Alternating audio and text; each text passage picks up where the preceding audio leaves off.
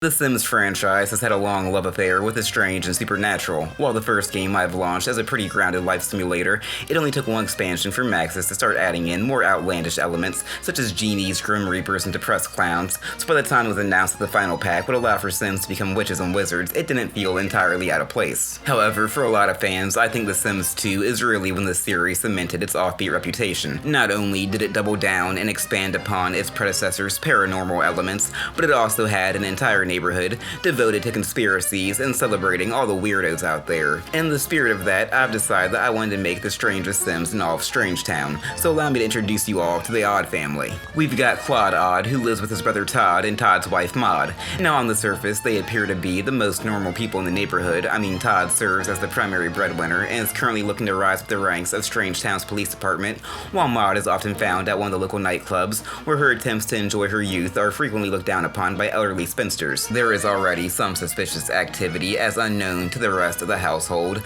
Claude has a secret passageway built into his bedroom which leads to his workshop. Now if a grown man spending his spare time playing with toy trains wasn't already disturbing enough, then to make matters worse, he's also siphoning off some of the family's funds to build little mini Mechman toys, and let's just say that the man has a long-standing fixation with the potential for human-android relations that makes the intention behind his work questionable at best. I made her. I can do anything I want with her.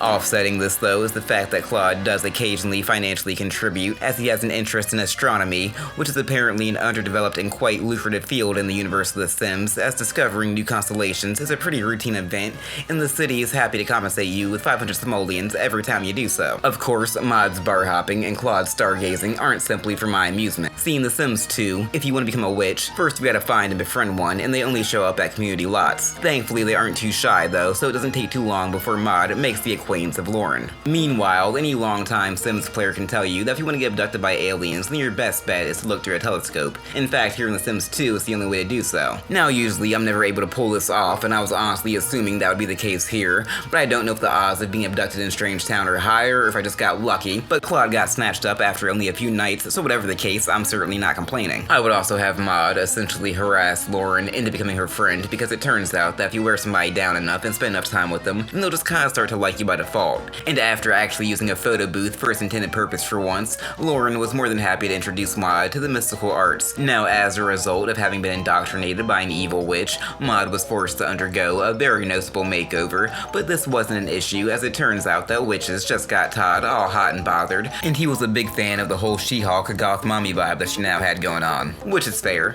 It's also worth pointing out that when the aliens returned Claude, I had gotten that classic sound effect indicating a new member of the family was on the way, and it didn't take too long before it became obvious to all the members of the household that the aliens had opted for a little more hands-on research. Of course, I'm also a masochist apparently, as I decided that Todd and Maud should be a little jealous of the fact that Claude had unexpectedly began expecting, so it wasn't long before Maud began showing as well. Now, considering that their household currently consisted of a pregnant witch, her husband, and her husband's pregnant brother, I'd say that the Odd family was more than living up to their name. But as I alluded to earlier, Claude was also in the market for some artificial companionship, and since sex dolls aren't something that you can grab off the shelf in SimCity, he'd been hard at work innovating in the field of robotics. In the course of doing so, he had managed to come up with a Dustyrob, which is basically his take on the Roomba, and Todd and Maud were glad to see that his tinkering was starting to have some practical applications. And it turned out that he finished it just in the nick of time, because Claude would soon give birth to his half-alien daughter Claudette, and as good parents quickly discover, kids have a tendency to force you to put your own ambitions on the back burner. Maud and Todd would initially pitch in to help out when they could, but the birth of their own daughter, Tadia,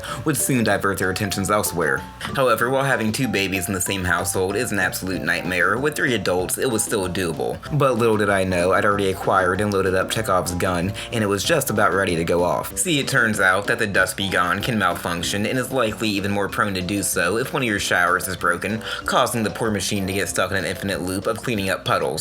Once this happens, the little mechanical mess will begin spewing garbage everywhere until it's been shut off. Now, not only is this annoying, but it's also potentially fatal, as The Sims 2 is one of the entries where death by flies is a possibility, and despite Maud and Claude's best efforts to tidy up, Todd would soon find himself being swarmed and devoured. Now, at this point, you might have noticed that my camera work has become far less cinematic, and that's because Maud and Claude found themselves trapped in a special circle of hell that left me on my back foot. To start with, while malfunctioning, the Dustyrob Leon is capable of randomly turning itself on to resume its reign of terror, and although I was able to avoid losing another member of the Odd family, I knew that Claude wouldn't have the time to make the necessary repairs anytime soon, so I was forced to sell it off. Even with that threat disposed of, Maud and Claude were still absolutely miserable, and attempting to get them into a decent mood with 2 babies who had to be kept well fed and decently hygienic was absolutely impossible, so I went into pure survival mode. Really, at this point, my main focus was just on having Claudette and Tadia age up into children so that things could calm down a little bit, and when Claudette celebrated her birthday, it seemed like things were looking up. Of course, if you think that my luck was gonna hold, then you clearly haven't been paying attention. Due to all the chaos and insanity of dealing with the kids and the lack of any paranormal activity, I'd completely forgotten about Ghost. Well, the vengeful spirit of Todd would soon show up to remind me, and wouldn't you know, during his very first appearance, he managed to scare Claude to death. How's that for brotherly love? After this, I decided to put both their urns into Maud's inventory because I was having enough problems as it was. So now, in addition to being a widower, Maud was now solely responsible for both her daughter Tadia and her niece Claudette, and as you might expect, all the grief and trauma and stress soon began to wear on her. Eventually though, Tadia's birthday would come to pass, so things were starting to get back on track, you know, minus all the dead dads. With Claudette and Tadia both now more or less capable of taking care of themselves, Maud was finally able to enjoy some much needed me time and would quickly rededicate herself to the mystical art of witchcraft. However, ever since the death of Todd, the Odd family had been lacking a steady income, and with her bank account nearly depleted, she would soon begin working as a psychic phone pal. Not only did it provide her with a regular paycheck, but she'd also heard rumors that could eventually offer her a way to reunite with her dearly departed loved ones. In full disclosure, yes, I did cheat to get her this job, as it's only available to Sims who went to college, and I wasn't gonna scrap this whole video due to that little technicality. Of course, those sorts of secrets aren't just shared with every entry-level employee, which is sort of fair. I mean, you definitely have a bunch of people who'd show up for their first day, work half a shift, then resurrect Granny during their lunch break and immediately bail, so I get it. Plus, considering most people are willing to eat shit daily in the hopes of better pay and a slightly nicer parking space, I'd have to assume those employee reviews hit different when they're dangling the power to defy death over your head. Now, as for Claudette and Tadia, kids aren't capable of being converted into any of the supernatural life states in The Sims 2, which meant they were of little interest to me for the moment, and they'd have plenty of free time, as it turns out that being an orphan in The Sims 2 does have at least one perk. As without mods, the game glitches out if you have students living on a lot without either a biological or adopted parent, and won't give them any homework, and this applies to any students living on the lot as long as the orphan tries to react to their report card before they're able to set down their own assignments. Now, is not having to do some simple equations and light reading in your spare time worth all the emotional and mental trauma of growing up without one or any of your parents? Meh, probably not, but sometimes you just gotta take what you can get. And perhaps inspired by her 2 young wards, Maud would slowly abandon the evil path that she'd been set upon and would eventually begin to focus on studying more benevolent forms of sorcery. However, old habits die hard, and the occasional relapse was to be expected. Eventually, Claudette and Tadia would grow up into a pair of teenagers, which only motivated Maud to further her understanding of the mystical arts so that she could one day pass on its secrets to the next generation. There were a couple of setbacks and missteps though. For one, bringing Todd and Claude back to life would take a little more time than I'd originally thought. See, one of the great things about The Sims 2 is that there's always a clear path of success when it comes to advancing your Sims career. As long as you acquire the necessary skill points, make enough friends, and head off to work every day in a good mood, you're eventually guaranteed a promotion. Now, one of the worst things about The Sims 2 is that your Sim will often receive opportunities at work, and the developers seem to take a certain delight in making sure that these things would dick you over. Like, I'm pretty sure the amount of time it took to bring Claude and Todd back was legitimately doubled because of these things alone. Now, granted, the player is able to opt out of these opportunities entirely with no negative consequences, but I mean, where's the fun in that? Also, I didn't realize that teens weren't capable of being transformed into plant Sims, which means I wasted a good amount of time making Claudette spray pesticides for absolutely no reason, but you know, that's entirely on me for being a dipshit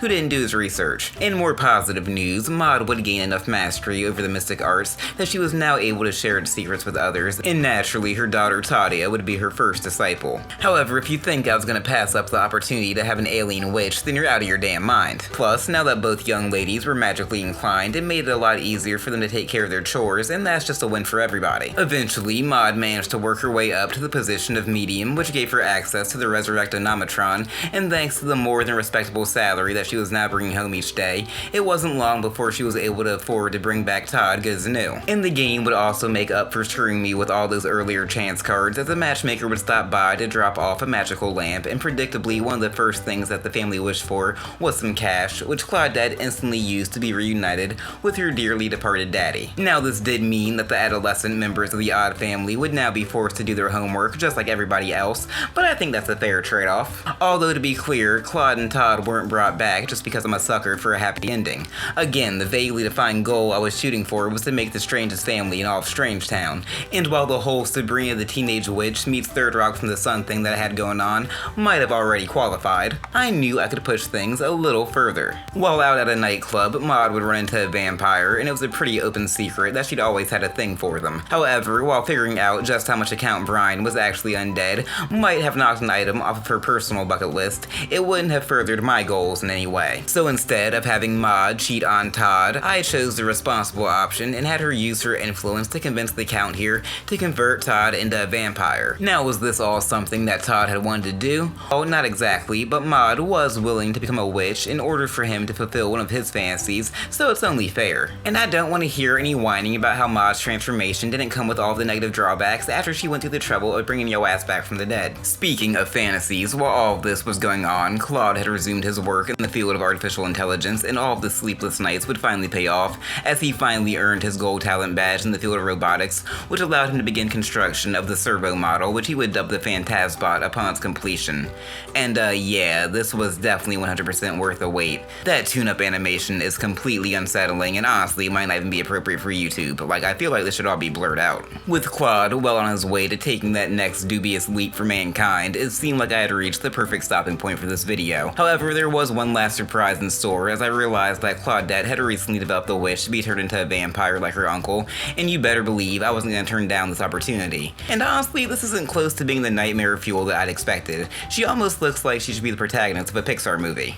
Anyway, I'd like to consider this a challenge successfully completed, and I have to admit that making this video has given me a greater appreciation for The Sims 2 supernatural elements. Going into this, I'd always thought of them as providing little more than a few cosmetic changes and maybe switch up the speed at which certain moods decay, but it's obvious that time and care was put into each one to give them their own distinct flavor. And as always, thanks for watching, and I hope you all enjoyed this video. If you didn't, then I have no clue why you'd still be hanging around at this point and like what the hell are you even doing. But if you did enjoy it, then why not leave a like and consider subscribing to the channel, that way you can be kept up to date with all my latest content. Or don't let me tell you how to live your life. Anyway, as always, thanks for watching, I'm out.